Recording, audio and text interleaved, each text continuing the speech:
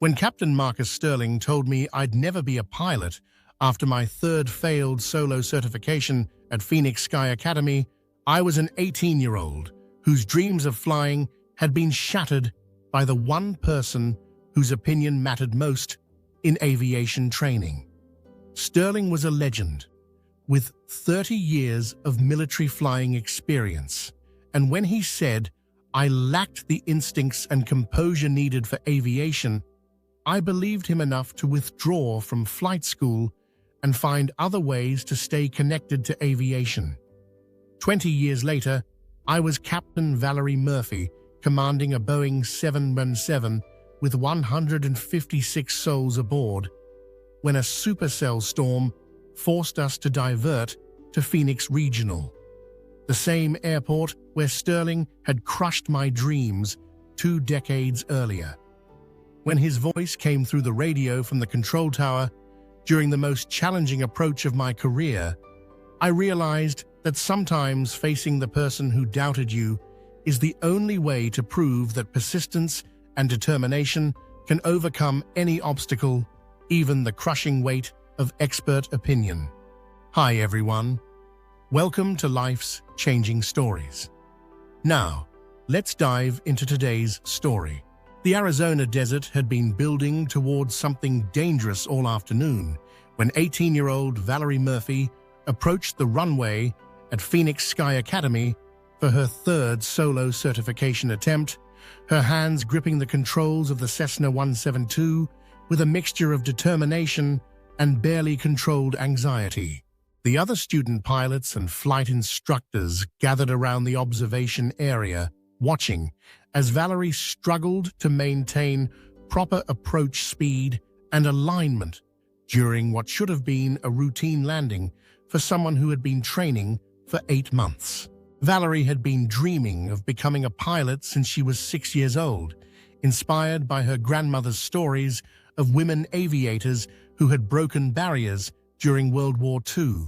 Despite her family's concerns about the challenges facing women in aviation, Valerie had convinced her parents to invest their savings in professional flight training at one of Arizona's most respected flight academies. Phoenix Sky Academy was known throughout the Southwest for producing exceptional pilots, largely due to the reputation of its chief instructor, Captain Marcus Sterling. At 55, Sterling was a legend in aviation training, with 30 years of military flying experience and a reputation for being brutally honest about students' capabilities and limitations. Sterling had trained hundreds of pilots during his career at Phoenix Sky Academy, and his assessment of student potential was considered nearly infallible by aviation professionals throughout the region. Students who earned Sterling's endorsement were virtually guaranteed success in commercial aviation, while those he deemed unsuitable rarely continued pursuing pilot careers. As Valerie's Cessna touched down roughly on the Phoenix Sky Academy runway for the third time in 2 weeks, she could see Sterling's expression of disappointment through the control tower windows. Her landing had been survivable, but far from the smooth, controlled touchdown that demonstrated pilot competency. In the debrief room following her failed certification attempt, Sterling delivered his assessment with the same direct honesty that had shaped hundreds of aviation careers. Valerie, I've been training pilots for 15 years here at Phoenix Sky Academy, and I've learned to recognize who has what it takes to succeed in aviation. Sterling continued his evaluation with clinical precision. Your landings are inconsistent, your situational awareness needs significant improvement, and most importantly, you seem to panic under pressure.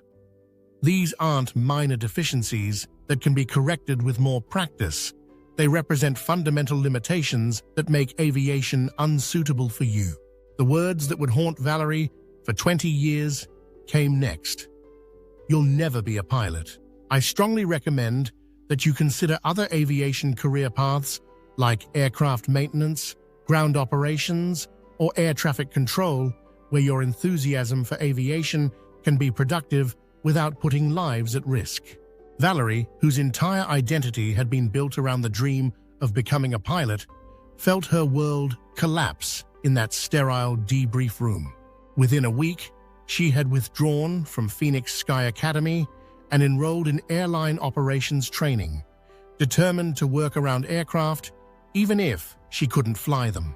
20 years later, Captain Valerie Murphy was commanding the flight deck of a Boeing 777 on Flight 499, carrying 156 passengers from Los Angeles to Chicago.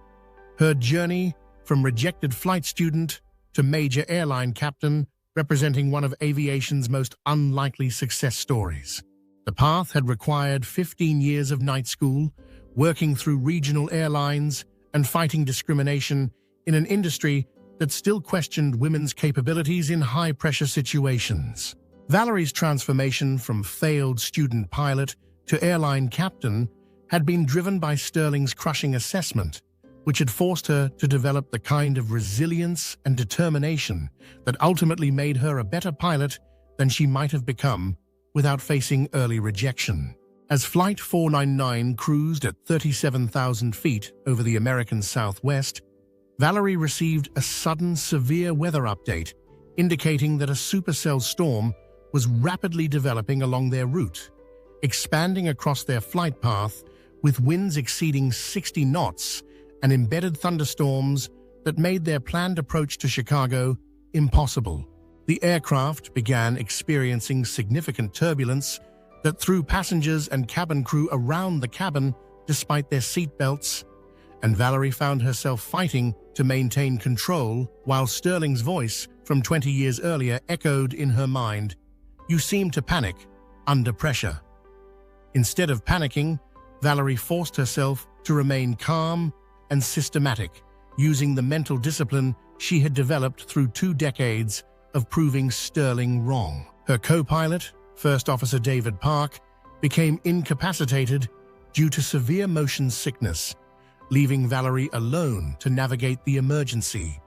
Exactly the kind of single-pilot situation that Sterling had said she couldn't handle. Looking at her 156 passengers, Valerie resolved to prove Sterling wrong one final time.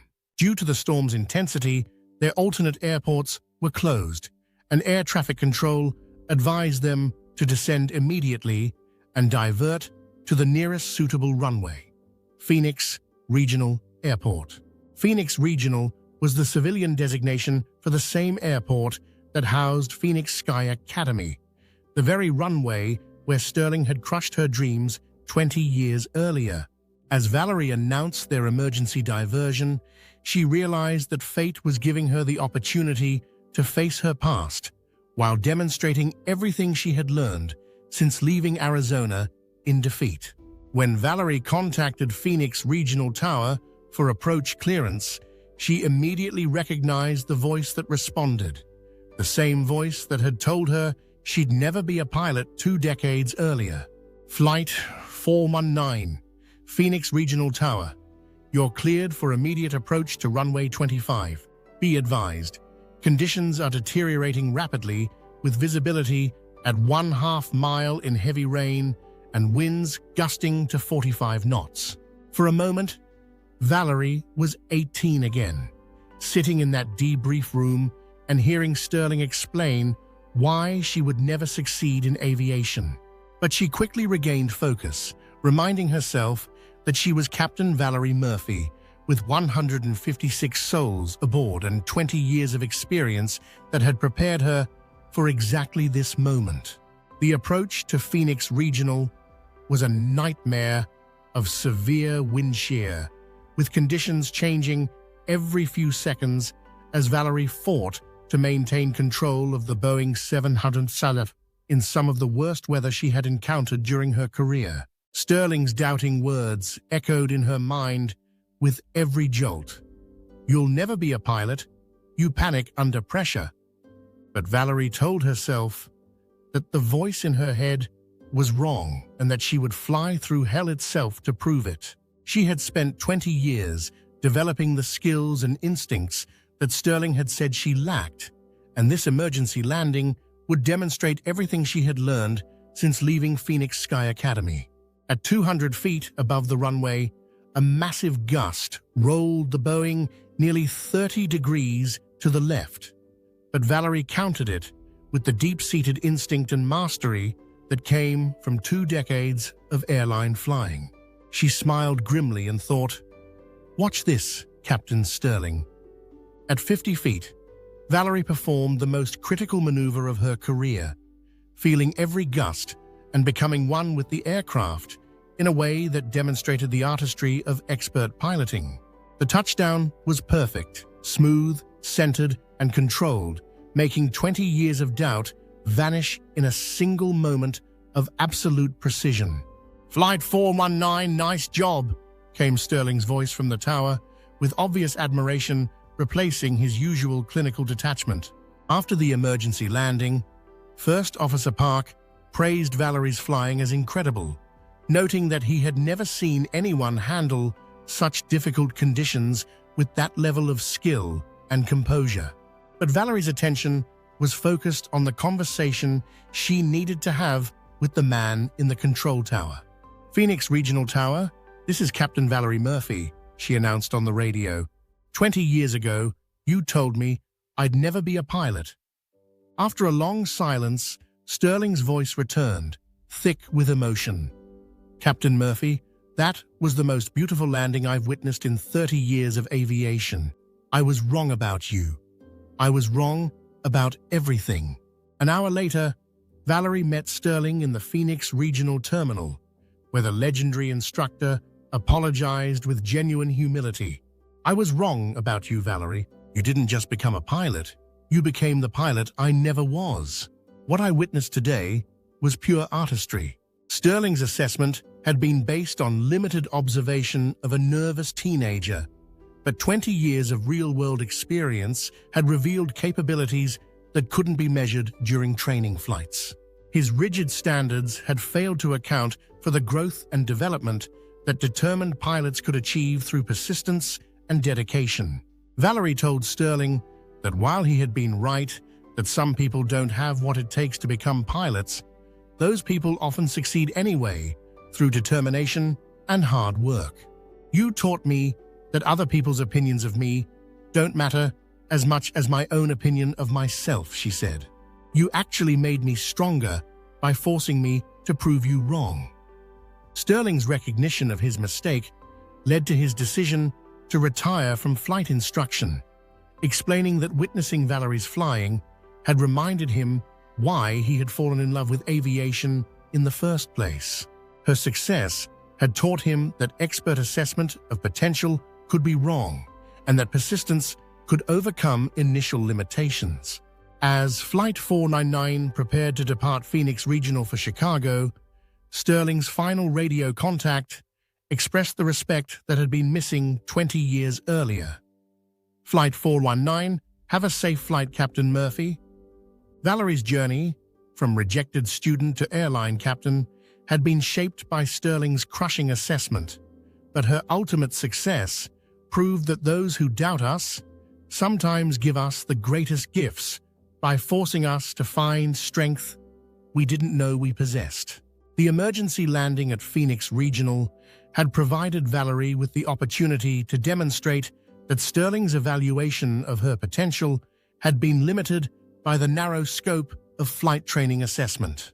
Real-world aviation required qualities that couldn't be measured during routine training exercises.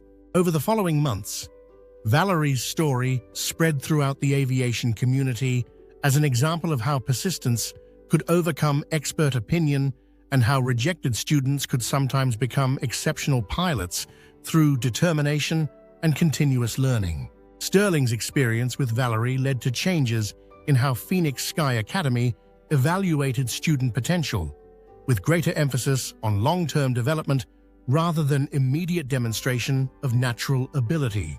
The Academy began tracking students who had been dismissed to understand how their approach to assessment might be improved. Valerie became a mentor for young women entering aviation, sharing her story of rejection and ultimate success to encourage students who faced similar doubts about their capabilities. Her experience demonstrated that expert opinion, while valuable, wasn't infallible when it came to predicting long-term success. The Boeing 707 that had seemed impossibly difficult to control during the storm approach had actually been the vehicle that allowed Valerie to demonstrate the skills Sterling had said she would never develop, proving that emergency situations often reveal capabilities that routine operations cannot measure. Sterling's apology had provided Valerie with closure regarding the self-doubt that had driven her for 20 years, but more importantly, it had confirmed that her success was based on genuine skill rather than luck or circumstance. The partnership between Valerie's determination and Sterling's eventual recognition created opportunities for other aviation students who might otherwise be dismissed based on limited early assessment, proving that potential could be difficult to measure during initial training. Years later, when Valerie would address new airline pilots, she would emphasize that the most important lesson from her experience wasn't about proving doubters wrong. It was about developing the kind of persistence that could overcome any obstacle, including expert opinion that seemed final and authoritative. The storm that had forced Flight 419 to divert to Phoenix Regional had been the catalyst for the most important landing of Valerie's career, proving that emergency situations sometimes provide opportunities to demonstrate growth and capabilities that normal operations cannot reveal. Valerie's willingness to face the airport where her dreams had been crushed had connected her to the closure she needed regarding Sterling's assessment, but more importantly, it had confirmed that her 20-year journey from rejected student to airline captain represented genuine achievement rather than fortunate circumstances. The perfect landing in impossible conditions had demonstrated that Sterling's evaluation of Valerie's potential had been based on incomplete information, and that his rigid standards had failed to account for the kind of development that determined students could achieve through years of dedicated practice. Sterling's recognition of his mistake had provided validation for Valerie's persistence, but her success had already proven that expert assessment of aviation potential could be wrong when it failed to account for the human capacity for growth and improvement through sustained effort. The radio conversation between Valerie and Sterling had marked not just a personal reconciliation, but a recognition that aviation training needed to account for the reality that some students who struggled initially could become exceptional pilots through persistence and real-world experience. Valerie's story became a reminder throughout the aviation community that rejection during training didn't necessarily predict long-term failure, and that students who were willing to work harder than their naturally gifted peers often developed superior skills and judgment. The emergency approach to Phoenix Regional had required exactly the kind of pressure performance that Sterling had said Valerie lacked, but her successful handling of the situation proved that capabilities could be developed through experience even when they weren't evident during initial training. Through her experience with Sterling, Valerie learned that the people who doubt us often provide motivation that leads to achievements we might not have pursued without their skepticism, and that proving critics wrong can become a source of strength that sustains us through challenges. The Cessna 172 that had seemed impossible for 18-year-old Valerie to land smoothly had been replaced by a Boeing 777 that she could control with precision during emergency conditions, demonstrating how persistence and training could develop capabilities that seemed impossible during early assessment.